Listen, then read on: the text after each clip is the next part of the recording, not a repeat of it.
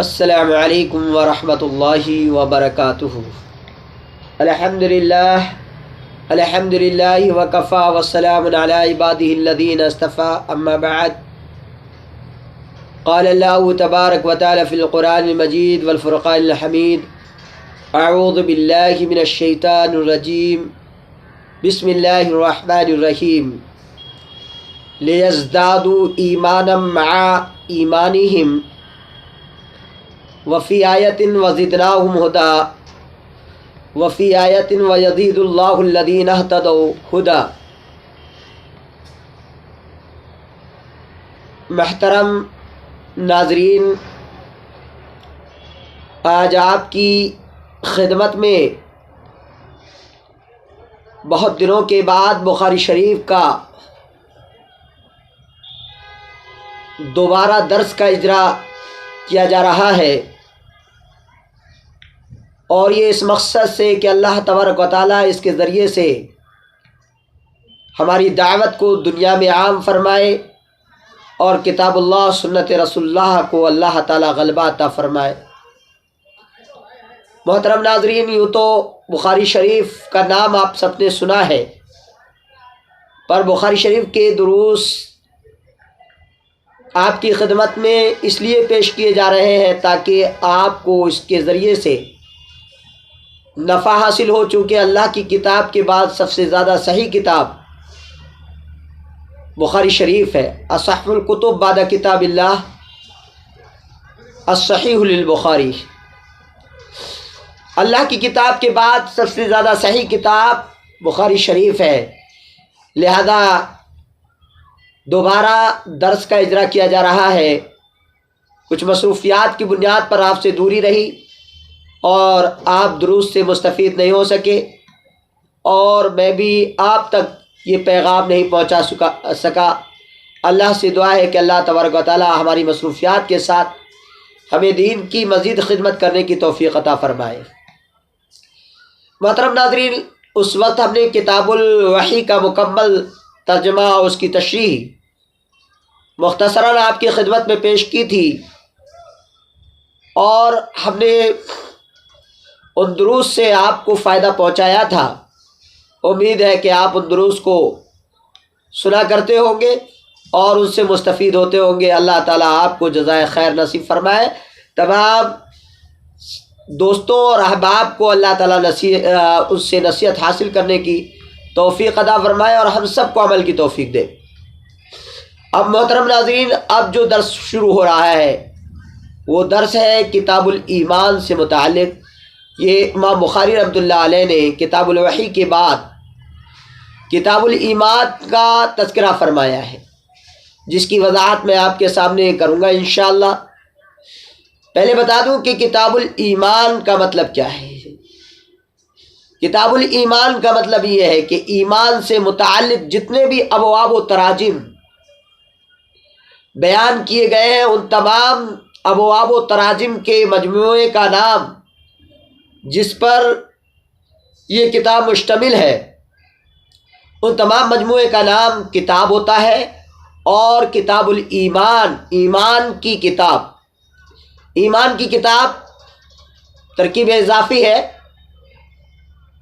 تو اس کے اندر بتایا جا رہا ہے کہ ایمان کے جتنے بھی تقاضے ہیں اور ایمان کے جتنے مسائل اور احکام ہیں اور ایمان سے متعلق جتنی باتیں ہیں، ان سب باتوں کا تذکرہ امام بخاری رحمۃ اللہ علیہ نے اپنی اس کتاب الایمان میں ذکر فرمایا ہے۔ ایمان کا لغوی معنی ہوتا ہے الایمان هو التصدیق، ایمان تصدیق کو کہتے ہیں، اور پختہ یقین کو ایمان کہا جاتا ہے۔ الایمان هو الیقین، وہ یقین ہے، پورے طریقے سے یقین کرنا۔ اور اس کے ساتھ ساتھ فرمایا کہ ایمان کی اصطلاحی تعریف یہ ہے، جیسا کہ امام احمد بن حنبل رحمۃ اللہ علیہ نے بیان فرمائی ہے۔ فرمایا الایمان قول باللسان وتصدیق بالجنان وعمل بالجوارح، فرمایا کہ اور ایک عبارت کے الفاظ اس طرح اقرار باللسان و تصدیق بالجنان، پھر اس کے بعد ہے وعمل بالجوارح۔ تو یہاں جو بات بتائی جا رہی ہے وہ یہ بتائی جا رہی ہے کہ ایمان وہ زبان سے کلمہ شہادت کا اقرار کرنا ہے اور دل سے اس کی تصدیق کرنا ہے، اور عمل اعضاء اور جوارح کے ذریعے ان اعمال کا اظہار کرنا ہے عین کتاب و سنت کے مطابق جس کو اللہ نے بتایا ہے اور جس کو محمد رسول اللہ صلی اللہ علیہ وسلم نے بیان فرمایا ہے۔ تو ایمان اور شریعت میں ایمان اس کو بھی کہا جاتا ہے کہ ایمان وہ مل ایمان یا رسول اللہ، جبرائیل علیہ الصلوۃ والسلام نے پوچھا تھا کہ ایمان کیا ہے اللہ کے رسول صلی اللہ علیہ وسلم؟ قال الایمان ان تؤمن باللہ وملائکتہ، اللہ کے نبی صلی اللہ علیہ وسلم نے فرمایا ایمان یہ ہے کہ ان تؤمن باللہ، کہ تم اللہ پر پختہ یقین رکھو۔ اللہ پر یقین رکھنے کا مطلب یہ ہے کہ اللہ تبارک و تعالیٰ کی وحدانیت پر یقین رکھنا، کہ اللہ تبارک و تعالیٰ رب ہونے کے اعتبار سے توحید ربوبیت میں اللہ اکیلا ہے، اور اللہ رب العالمین ساری دنیا کی نگہبانی اور ساری دنیا کی پرورش اور ان کی پرداخت اور ان کو پروان چڑھا رہا ہے۔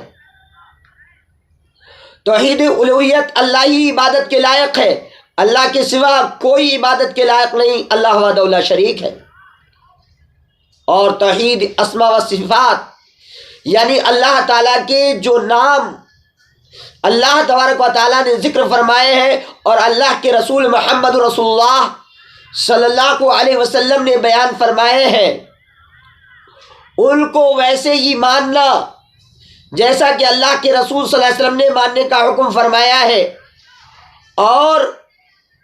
صفات جو اللہ تعالیٰ نے اور اللہ کے نبی محمد رسول اللہ صلی اللہ علیہ وسلم نے اللہ کی بتائی ہے، ان صفات پر ویسے ہی یقین رکھنا جیسے کہ اللہ کے رسول محمد رسول اللہ صلی اللہ علیہ وسلم نے یقین کیا ہے، اعتماد کیا ہے۔ اور اللہ تعالیٰ کی صفات میں نہ اس کا کوئی شریک ہے، نہ کوئی اس کا ہمسر ہے، نہ کوئی اس کا مقابل اور نہ کوئی مد مقابل ہے، اور اس کی صفات کو بلا تکییف، بلا کیفیت کے اور بلا کسی شک و شبے کے اور بغیر کسی تشبیہ کے اللہ تبارک و تعالیٰ کی صفات کو ماننا بہت ضروری اور لازمی ہے۔ اللہ تبارک و تعالیٰ کی صفات بندوں کی صفات جیسی نہیں، بلکہ اللہ اپنی صفات میں اکیلا ہے، تنہا ہے، اس کا کوئی مثل نہیں ہے، اس کا لیس کمثلہ شیء، اس کی طرح کوئی چیز نہیں ہے۔ تعطیل کا عقیدہ نہیں رکھنا ہے، اور اسی طرح اللہ کی صفات کا انکار نہیں کرنا ہے۔ جس طرح اللہ نے اپنی صفات کا تذکرہ قرآن مقدس میں کیا ہے اور اپنے نبی محمد صلی اللہ علیہ وسلم کو بتایا ہے، اسی طریقے کے مطابق اللہ کی صفات کو ماننا، یہ اللہ پر ایمان رکھنا ہے۔ اسی لیے کہا الایمان باللہ، اللہ پر ایمان رکھنا ہے، ان تؤمن باللہ، کہ تم اللہ پر ایمان رکھو، وملائکتہ، اور اس کے فرشتوں پر، اس کے فرشتے اعلیٰ سے لے کر ادنا تک جتنے بھی فرشتے ہیں، جبرائیل علیہ الصلوۃ والسلام اور وہ 4 فرشتے مشہور فرشتے، اور اس کے علاوہ تمام وہ فرشتے جن کو اللہ رب العالمین نے اپنی عبادت کے لیے متعین کر رکھا ہے اور اللہ کے حکم کے مطابق وہ چلتے ہیں، سارے فرشتے اعلیٰ سے لے کر ادنا تک، زمین آسمان سے لے کر زمین تک، ذرے ذرے پر رہنے والے تمام فرشتوں پر یقین رکھنا ہے، اور اس کی کتابوں پر جو اللہ نے کتابیں نازل کی ہے، وہ کتاب چاہے تورات ہو، چاہے انجیل ہو، چاہے زبور ہو،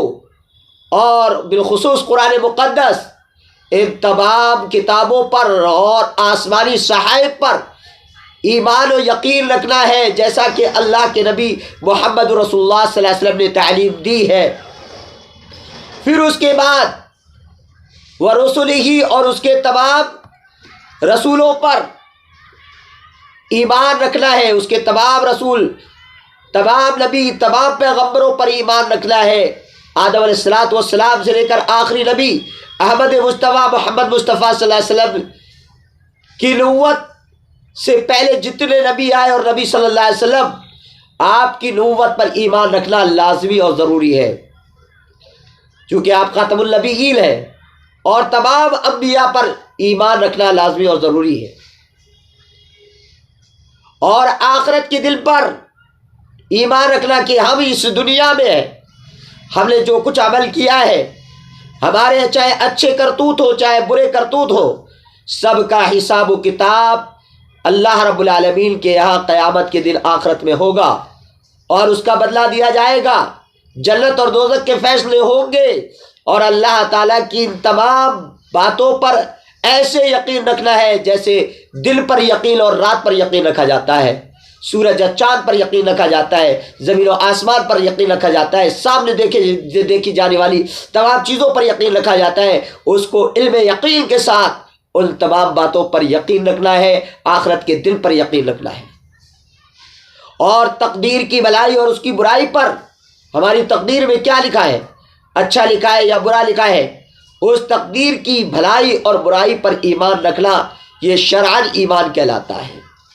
آج کے لیے اتنا ہی کافی ہے، انشاءاللہ کل میں اس کتاب الوحی کتاب الایمان کے اندر آنے والی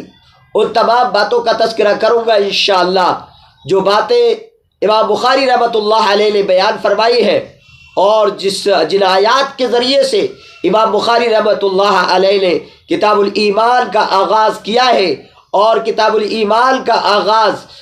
کتاب الوحی کے بعد کیوں کیا ہے، اس کی وجہ بھی انشاءاللہ میں آپ کو بتاؤں گا، اور بتا کر آپ کو انشاءاللہ اس سے استفادہ کرنے کا موقع دوں گا، اور خود بھی انشاءاللہ مستفید ہوں گا، اور اللہ سے دعا کروں گا کہ اللہ تبارک و تعالی ہم تمام کو احادیث نبوی صلی اللہ علیہ وسلم کے دروس کو سن کر اپنی زندگیوں کو اللہ سنوارنے کی توفیق عطا فرمائے، اور ہمارے ایمان کو اللہ مضبوط فرمائے۔ اللہ تبارک و تعالی پر سب سے زیادہ پختہ ایمان اور یقین اللہ کی توحید پر ہمارا قائم ہو، اور ہم اللہ کی وحدانیت کے سب سے بڑے اقراری ہو، اور اللہ کی توحید کے سب سے بڑے متوالے ہو، اور اللہ کی توحید کے شیدائی ہو، شرک سے دور اور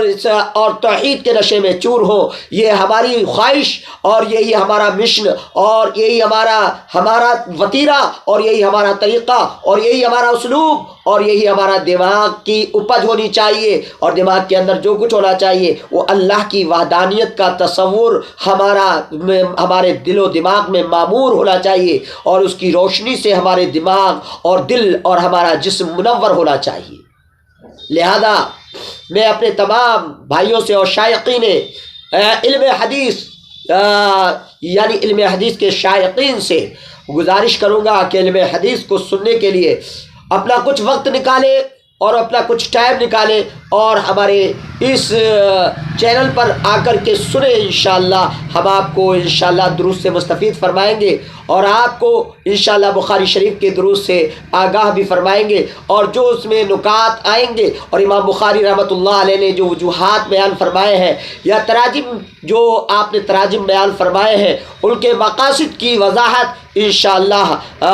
حتی الامکان حتی الوسع زیادہ سے زیادہ کرنے کی کوشش کریں گے، اور اگر اس میں کوئی غلطی یا خامی ہوگی تو اللہ سے بھی معافی مانگیں گے، اور اپنے بھائیوں سے علم کی زیادتی کے لیے مشورے کے بھی خواہش مند رہیں گے کہ اگر آپ کا اچھا مشورہ ہے، آپ کی اچھی کوئی بات ہے جو ہمارے علم میں زیادتی کا سبب بن سکتی ہے، تو ہم اس کو قبول کرنے کے لیے انشاءاللہ تیار رہیں گے۔ اللہ سے دعا ہے کہ اللہ تعالی ہمیں علم حدیث کو سیکھنے اور سکھانے اور لوگوں تک اس کو پہنچانے کی توفیق عطا فرمائے، چونکہ علم حدیث کے بارے میں نبی کریم صلی اللہ علیہ وسلم کی یہ دعا ہے کہ جس نے میری بات کو سنا، من سمع مقالتی، جس نے میری بات کو سنا اور اس کو یاد فحفظھا، اسے یاد کیا اور اسے پہنچایا اور اس کا حق ادا کیا، اللہ تعالیٰ اسے خوش و خرم رکھے، اللہ تعالیٰ ہمیں خوش و خرم رکھے۔ اللہ سے دعا ہے اللہ ہمیں نیک عمل کی توفیق دے، اور اسی طرح دروس کو سننے کی اللہ توفیق عطا فرمائے۔ آمین۔ وآخر دعوانا ان الحمد للہ رب العالمین، والصلاة والسلام علی سید الانبیاء والمرسلین، والحمد للہ رب العالمین۔ السلام علیکم ورحمۃ اللہ وبرکاتہ۔